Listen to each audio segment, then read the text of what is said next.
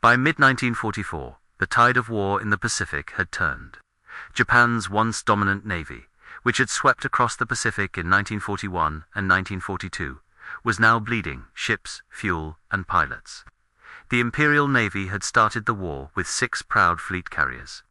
But by the summer of 1944, only a few remained. Among them was one of Japan's most famous, the Shōkaku flying crane. Commissioned in Ejo Sea, Shōkaku had been one of Japan's newest and most advanced aircraft carriers. She had launched planes in the attack on Pearl Harbor, struck at Coral Sea, and fought fiercely at Santa Cruz. She was fast, heavily armored, and carried some of Japan's finest aviators. But now, 3 years later, she was a wounded veteran, sailing into her final mission. Far below her flight deck, another predator stalked the seas, the USS Cavalla SS-244, a new Bala-class submarine, commanded by Lieutenant Commander Herman J. Kossler. The Cavalla had only recently joined the war, but her crew had trained relentlessly for one task: to ambush and destroy enemy warships. In early June 1944, Kossler's submarine was part of a vast American fleet moving toward the Mariana Islands, the beginning of the offensive that would become known as the Battle of the Philippine Sea. Unknown to the Americans, Japan had launched its own counter-operation ago. Their carriers, including Shōkaku, were heading north to intercept the U.S. invasion force. In these vast Pacific waters, 2 destinies were on a collision course. Before she became a target, Shōkaku had been Japan's pride, the carrier that helped define its naval air power. Alongside her sister ship Shōkaku, she represented the modern face of the Imperial Japanese Navy, fast, heavily armed, and designed for long-range operations. When Japan struck Pearl Harbor on December 7, 1941, Shōkaku's aircraft were among those that roared across the sky toward Oahu. Her bombers and torpedo planes helped cripple the U.S. Pacific Fleet, marking Japan's boldest moment of victory.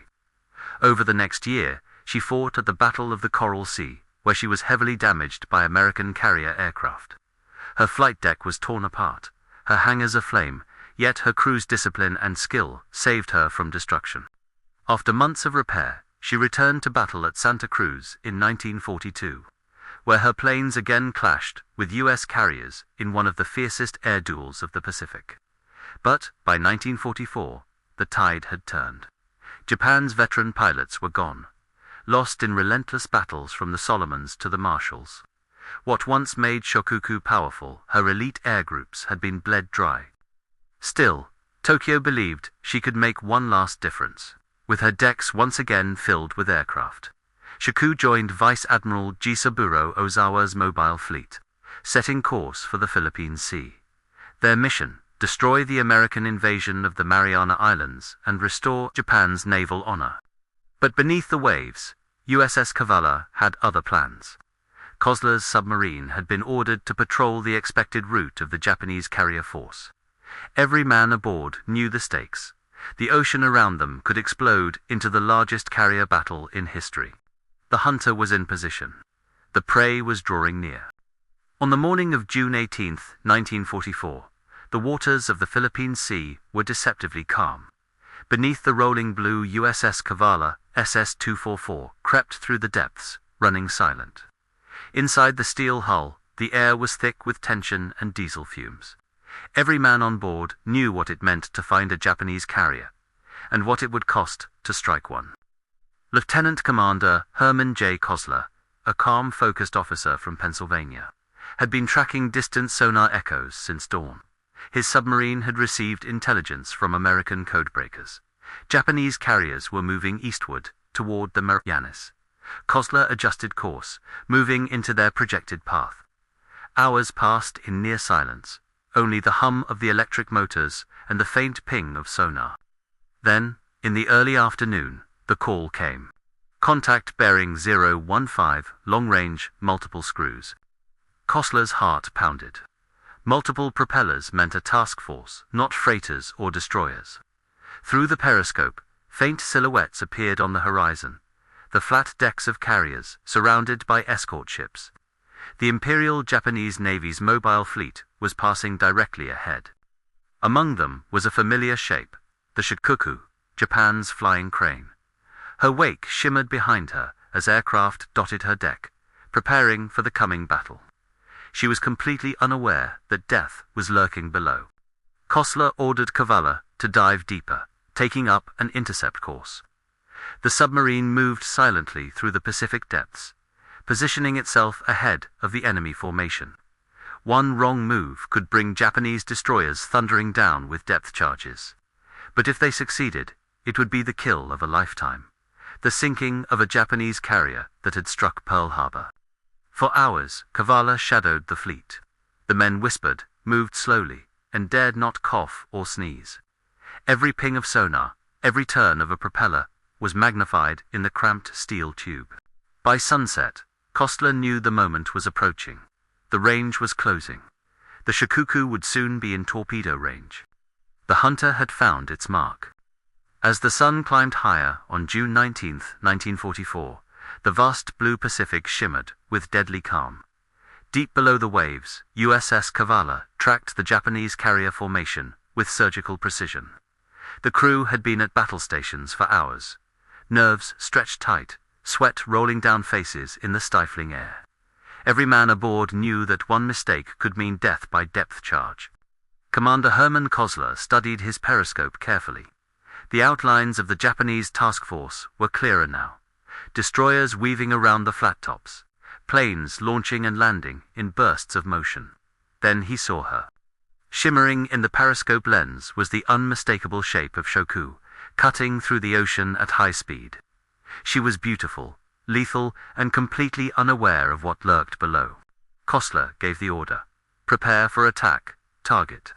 The large carrier bearing 160 ranged 10,000 yards. The crew sprang into motion. Torpedo tubes 1 through 6 were loaded. Men whispered final checks. The smell of machine oil and sweat filled the sub. Cavalla maneuvered slowly, her engines humming at the lowest setting to avoid detection. Above, Japanese destroyers patrolled restlessly, their sonar operators listening for any sign of movement. Kossler's voice broke the silence. Open outer doors. The metallic clank of the torpedo tube doors echoed through the hull. He waited, watching through the periscope as the Shōkaku turned slightly, adjusting course with her escorts. The angle was perfect. Fire. 1. The first torpedo hissed away into the deep, followed quickly by 5 more. Fire. 2, 3, 4, 5, 6. Each torpedo streaked toward the surface, leaving invisible trails of compressed air bubbles. The seconds dragged into eternity. Kossler lowered the periscope and ordered, "Take her deep, all ahead, full." The Cavalla dove hard. Somewhere above, 6 deadly fish were racing toward their target. The seconds after the torpedoes left the tubes felt like years. Inside USS Cavalla, every man listened in absolute silence. No talking, no movement, just the faint ticking of the clock and the creak of the pressure hull as the submarine sank deeper. Then, through the steel, a low rumble echoed. A second later, another, and then a thunderous roar that shook the sea. "Direct hit," someone whispered. Up above, the torpedoes found their mark. The first struck the Shōkaku near her forward engine room. The second ripped into her port side beneath the island structure, tearing open the fuel tanks. A third hit aft, near the aircraft elevators, where fully fueled planes were being readied for launch. The result was instant chaos. The shockwave raced through the carrier, buckling decks and rupturing fuel lines. Aviation gasoline flooded the hangars and ignited, turning the interior into a roaring inferno. Flames shot hundreds of feet into the air, black smoke billowing across the horizon. On her bridge, officers shouted orders to counterflood compartments and fight the fires, but the situation was hopeless. The Shōkaku slowed, her bow dipping as explosions rocked her from within. Burning aircraft rolled off the deck and into the sea. Below, Cavalla's sonar picked up the frantic thumping of Japanese depth charges as destroyers raced to attack. The submarine went silent, diving deeper still. Kossler ordered the engines cut. The crew waited as a string of depth charges detonated around them, the explosions hammering the hull like giant fists. "Hold steady," Kossler said quietly. For over an hour, the destroyers hunted them, dropping dozens of charges. But the Cavalla endured. When the sea finally calmed, the men knew they had struck a fatal blow. At 11:23 a.m., a massive detonation ripped through Shōkaku's hull, likely her own bombs and torpedoes cooking off. The once proud carrier that had attacked Pearl Harbor was breaking apart. At 11:23 a.m. on June 19, 1944, the Imperial Japanese Navy's Shōkaku, pride of the fleet and veteran of Pearl Harbor, was dying. Flames raged from bow to stern, black smoke twisting thousands of feet into the Pacific sky. Her decks were torn open, her elevators shattered, and her hangars transformed into a furnace. Captain Hiroshi Matsubara, commanding from the bridge, fought to keep order as the ship listed sharply to port. Sailors scrambled across the burning flight deck, throwing bombs and torpedoes overboard to prevent further explosions. Below decks, others battled to seal ruptured compartments, but it was too late. The carrier's heart, her engines and magazines were engulfed in fire. Then came the death blow, a massive internal explosion. Likely her forward aviation fuel stores tore through the ship's midsection. Witnesses on nearby destroyers saw the Shōkaku vanish in a thunderous column of fire. The blast split the carrier in two, sending debris raining across the sea. Men who had survived the first explosions now leaped into the ocean, clinging to floating wreckage as burning oil spread across the water. The temperature of the sea itself rose as aviation fuel ignited on the surface. Of the more than 1,600 crewmen, only 570 would be rescued by accompanying destroyers. The rest, over 1,000 men, went down with the ship. From periscope depth, USS Cavalla's crew could see the black smoke rising. They didn't cheer, there was only silence. They knew they had just ended the life of one of Japan's most famous warships, a vessel that had once brought war to their homeland. As the sun rose higher, the sea returned to calm. Where Shōkaku had stood, there was only a slick of oil, debris, and the fading echo of explosions beneath the waves. The flying crane had fallen from the sky forever.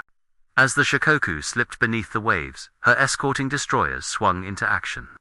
Within minutes, the sea erupted in violence again, this time directed at USS Cavalla. From below, Commander Herman Kossler could hear the distant rumble of the carrier's final explosions, fading into a new, more immediate threat.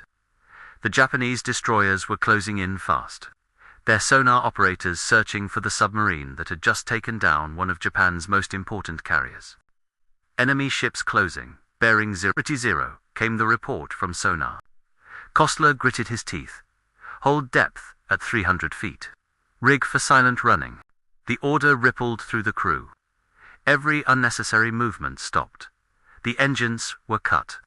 The submarine drifted quietly through the deep, surrounded by darkness. Only the faint whine of propellers above betrayed the destroyer's hunt.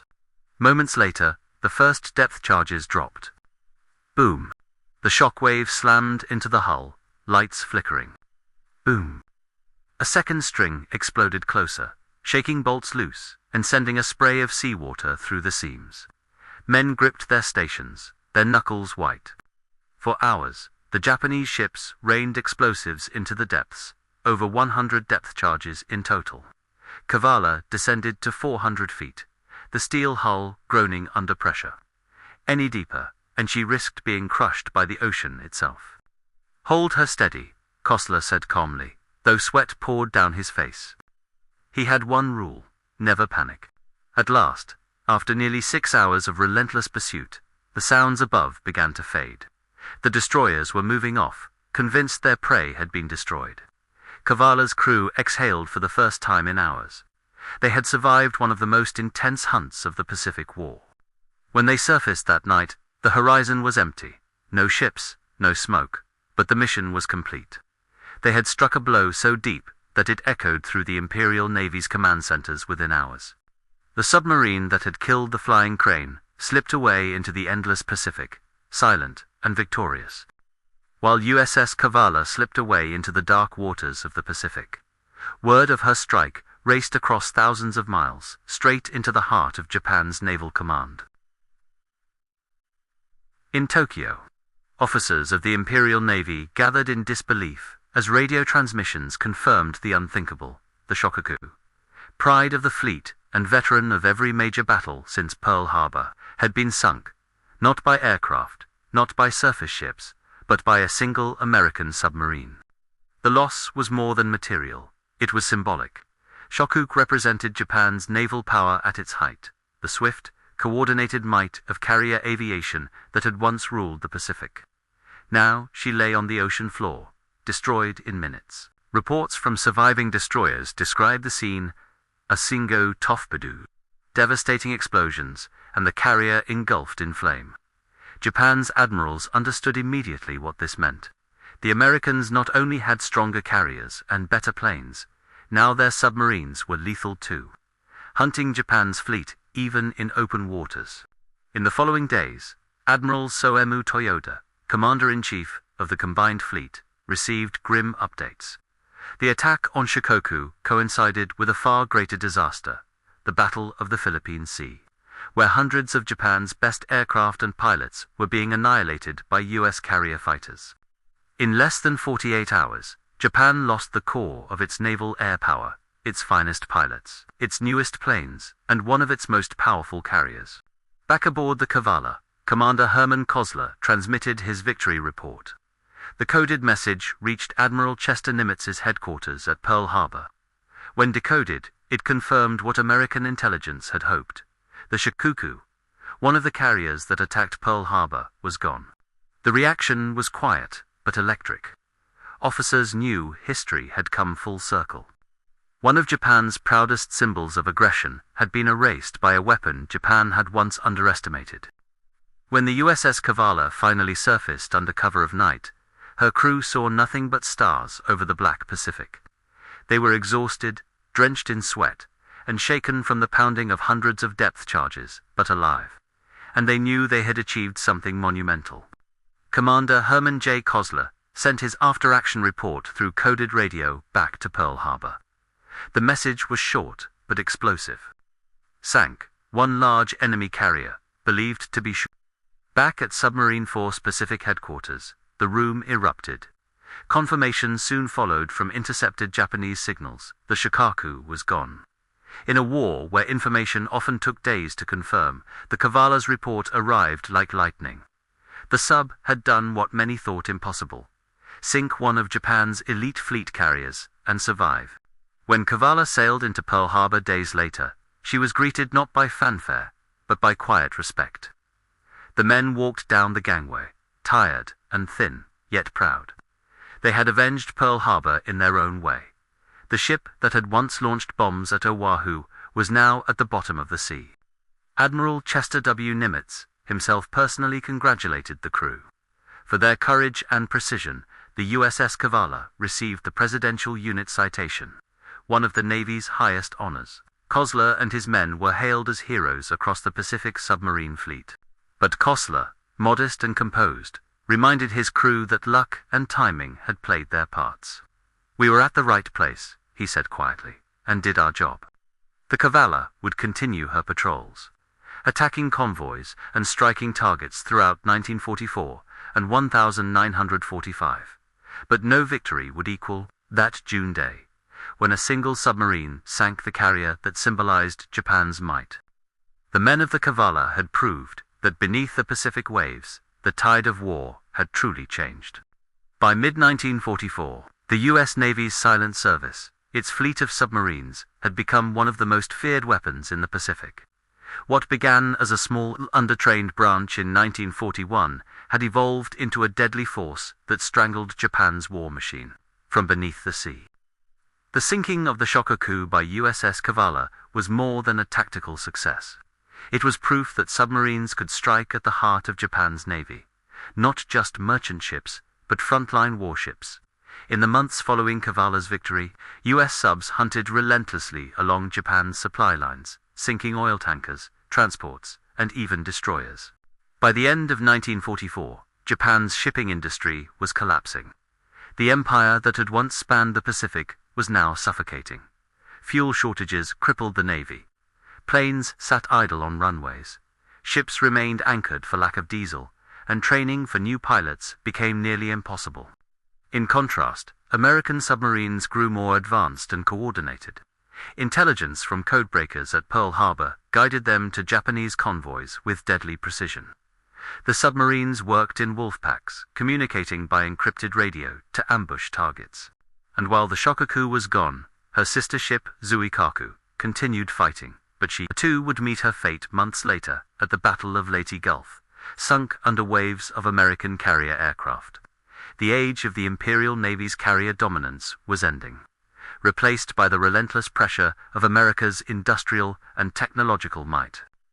The silent service, once overlooked, was now claiming a staggering share of Japan's losses, though it made up less than 2% of the U.S. Navy. It was responsible for over half of Japan's total tonnage sunk during the war. From the depths of the Pacific, the submariners had done what massive fleets could not.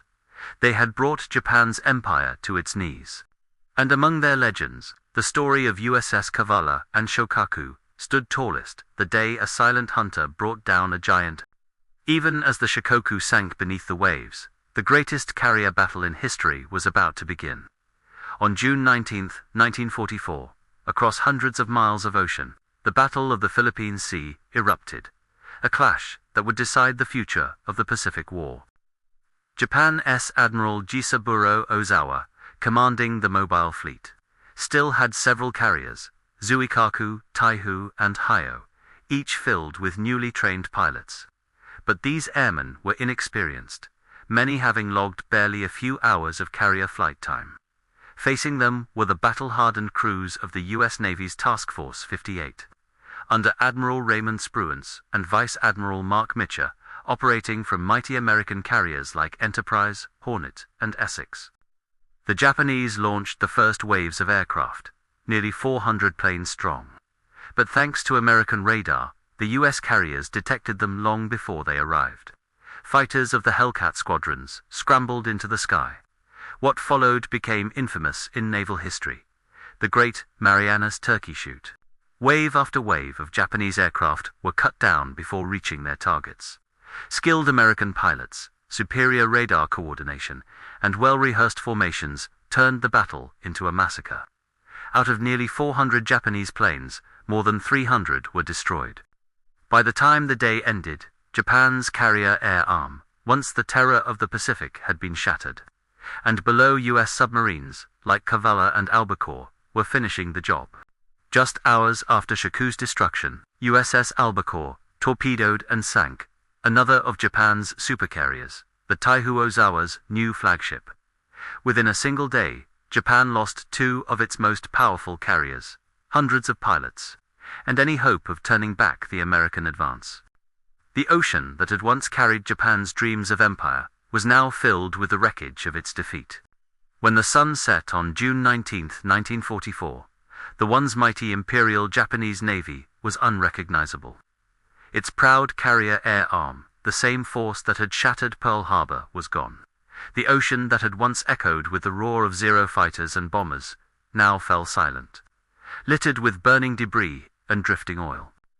In a single day, Japan had lost more than 300 aircraft and nearly all of its remaining trained carrier pilots. The Shōkaku and Taihu were gone, their wrecks settling on the Pacific floor. The survivors, rescued by escort ships, brought back grim reports: torpedoes from American submarines, explosions that tore through fuel lines, and infernos that consumed everything. For Admiral Jisaburo Ozawa, the commander of the mobile fleet, the defeat was total. His remaining carriers were reduced to empty shells. They still floated, but without pilots. They were powerless, floating targets in an ocean they no longer controlled. Meanwhile, the American fleet was almost untouched. Their pilots returned to their carriers in triumph, some having shot down 5 or 6 enemy planes in a single mission. On the flight decks of Enterprise and Hornet, ground crews painted rising sun symbols on the fuselages of Hellcats, one for every enemy downed. Word of the battle reached Tokyo days later. In official broadcasts, the government downplayed the losses, claiming a strategic withdrawal. But inside the Naval High Command, the truth was devastating. Japan's naval aviation, the core of its offensive power, had been annihilated. The defeat at the Philippine Sea didn't just cost ships and planes, it destroyed the one thing Japan could never replace: its pilots. Years of experience, courage, and training vanished in a single day. From that point on, Japan's carriers would never again launch a large-scale offensive. The Empire's wings were broken. The Pacific had a new master, and it was the United States. The loss of the Shōkaku was more than the sinking of a ship. It marked the end of an era.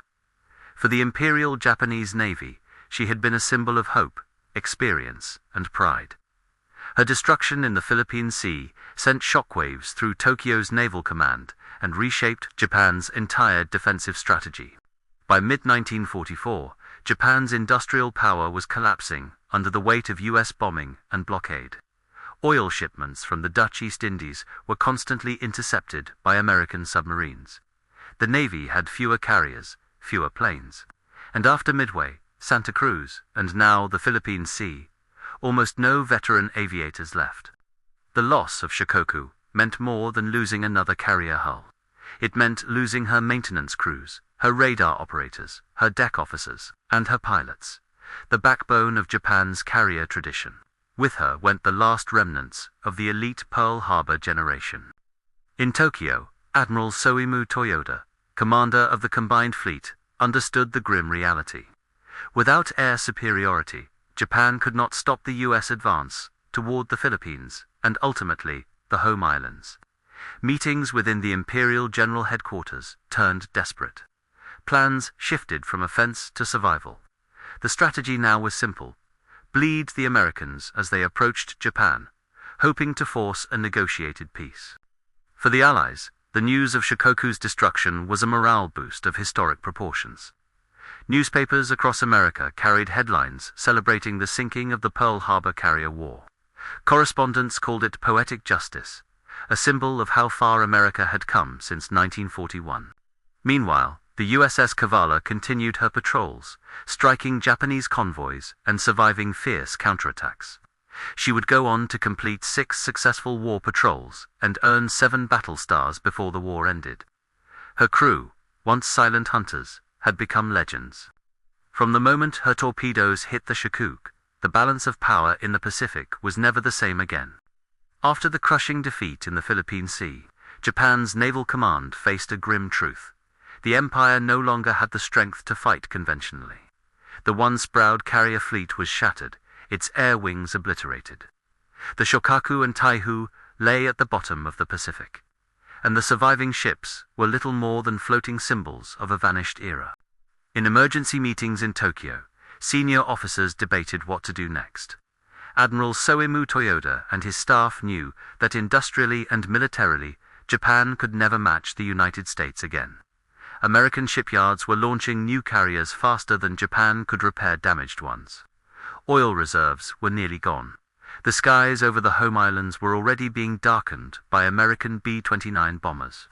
In this atmosphere of desperation, a new and tragic tactic emerged: kamikaze operations. The word itself meant divine wind, a reference to the legendary storm that had once saved Japan from Mongol invasion centuries earlier. Now, Japan's remaining pilots were being asked to become that storm. The first organized kamikaze missions were formed in late 1944, just months after the Shōkaku's loss. They were not experienced aviators. Many were young, barely trained, and often volunteered out of loyalty and despair. Their mission was simple: to crash their aircraft, loaded with explosives, into American ships. For the Imperial Navy, this was not a strategy born of confidence, but of collapse. The fleet that had once mastered the art of precision carrier warfare now resorted to suicide tactics. Yet even in defeat, Japan's leaders hoped to inflict such heavy losses that the US might hesitate before invading the homeland. To the men of the USS Cavalla and other submarines prowling the Pacific, it was clear: the empire that had once ruled the seas was now fighting for its life. The tide of the Pacific War, once surging eastward under Japan's flag, was now flowing inexorably toward Tokyo Bay. The age of Japan's carriers had ended. A darker, more desperate chapter was about to begin. Today, the story of Shōkaku and USS Cavalla stands as one of the most symbolic encounters of the Pacific War, a clash between two worlds, two doctrines, and two destinies. For Japan, Shōkaku had been a marvel of engineering and pride, the embodiment of the empire's belief that air power at sea would shape the future of warfare. From Pearl Harbor to Coral Sea and Santa Cruz, she had carried Japan's ambitions across the Pacific. Her sinking by a single American submarine in June 1944 marked not only the loss of a ship, but the fall of that belief. For the United States, USS Cavalla represented the quiet, relentless power of industrial strength and tactical evolution. Submarines like her operated far from headlines, yet they turned the tide of war, one torpedo at a time. The Cavalla proved that small, disciplined crews, armed with intelligence and precision, could bring down giants. After the war, Cavalla returned home to a hero's welcome. She was preserved as a museum ship in Galveston, Texas, where visitors can still walk her decks and peer through her periscope. The same periscope through which Commander Herman J. Kossler watched his torpedoes strike true. Her steel hull, now silent, still carries the echoes of that day when the hunter found its prey. Far across the Pacific, Shōkaku rests 9,800 feet beneath the waves, discovered in 2019 by explorers from the RV Petrel. Her remains lie upright on the seabed, her hull torn but recognizable. Time and the ocean have claimed her, yet she endures as a monument to the men who fought and died aboard her. Together, these two ships tell the story of a war fought, not just with weapons, but with courage, innovation, and sacrifice. The sea remembers them, both the flying crane and the silent hunter, locked forever in the history of the Pacific.